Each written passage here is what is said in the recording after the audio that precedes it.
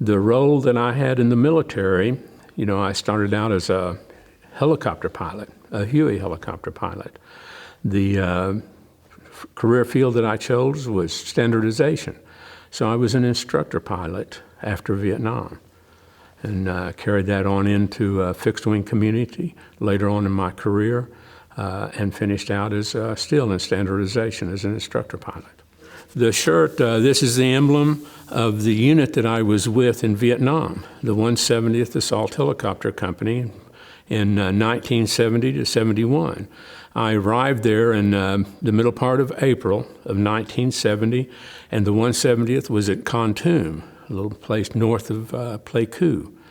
Then I was there until the unit stood down. The unit actually stood down the following January timeframe.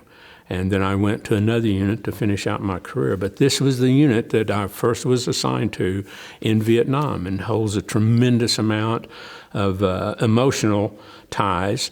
It was where I really probably learned more about Huey helicopter, how to fly a Huey helicopter, and how to work in that community. And so I give those people the credit for being the great individuals they were that I had the privilege and the honor to serve with. Because of my draw, because I grew up in western Oklahoma between the little towns of Binger, Oklahoma and Eakley, Oklahoma, they referred to me as Okie.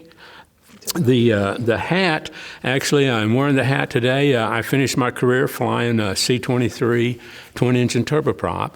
So I was one of the very few fortunate individuals, and again, honored and very privileged to have flown a Huey helicopter in Vietnam and to fly a fixed-wing aircraft in Iraq whenever I finished my career in 2006.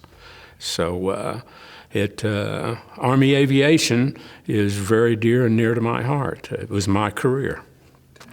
The Huey helicopter really kind of exemplified what a lot of was going on during that era, during that time. The Huey helicopter was a utility aircraft. So it did all kinds of missions, from carrying cargo to carrying passengers to moving VIPs around. It had the ability to sling load equipment, and also it had the ability, because of the sling load ability of carrying cargo underneath, basically hanging from ropes, then it also had the role of being able to pull people out of the jungle. That they had rigs on that they wore that could clamp into, and we would pull them out of the jungle on those ropes vertically, and because we couldn't get the helicopter down to them. So the Huey helicopter, was a fantastic machine for that time, and it pulled a lot of people. The philosophy and what it took in that community to work really showed what a lot of men and women, have historically been made up of through the years, that are really interested in providing people with the freedoms that they have today, because they worked together. You depended upon other people, and you were part of a team. So the Huey helicopter, oftentimes, it might be out and doing a mission all by itself, as like resupplying a unit that's on the ground with ammunition and food and water. And by the same token, it could be part of a group of helicopters known as a flight, anywhere from 2 to 6 or even more, of moving people, a large number of people to do, to move from one area to the other based upon the mission of the time. I was actually sling loading.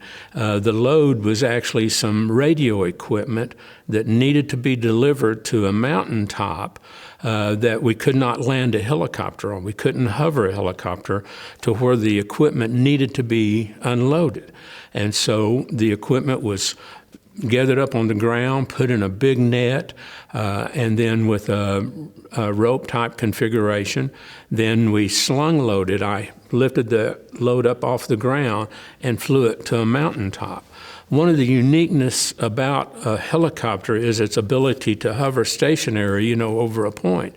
But all this is done basically visually, and you've got visual cues to help you know how to manipulate the controls and hold the aircraft still. There's nothing like that whenever you're just up above a hilltop. There's nothing to look at. Well, the teamwork came from another helicopter pilot, went with me on this mission, and he literally flew his helicopter circling around me, watching, and then he directed me to move the load either left or right and lower it over the pad. So as I'm sitting there hovering, looking off into space, he's giving me directions over my headphones to move back, to lower it, to go a little bit lower, you're over the pad, and to set the equipment down. So it was really probably one of the most unique missions that I was able to participate in. Naturally, we have those missions that oftentimes mean a lot, the humanitarian type missions.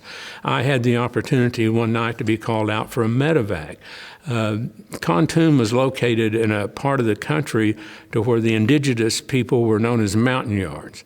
And they lived in huts that were basically up off the ground. Well, you would use a ladder to walk up into your place of where you're living.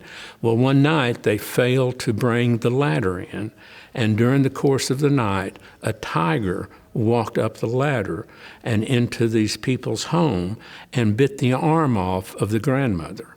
And so I was called out in the middle of the night to go pick up this individual to take her to a local hospital. So that was kind of a real rewarding humanitarian part that I got to participate in, at that time. And there are so many. And you ask a Vietnam helicopter pilot or a crew member or someone who worked. See, that's one of the fallacies that oftentimes people don't realize. The amount of people that are required, and all of them are very, very important, and their role is very, very important. Everything from the individuals that were at the ports, where the parts, where the fuel would come into, where the food would come into, they had office duty. But yet they were important at getting the stuff out to us in the field. And then the people then that would work on the helicopters, the maintenance people that would get the parts, the individuals that worked in the offices in order that made the arrangements.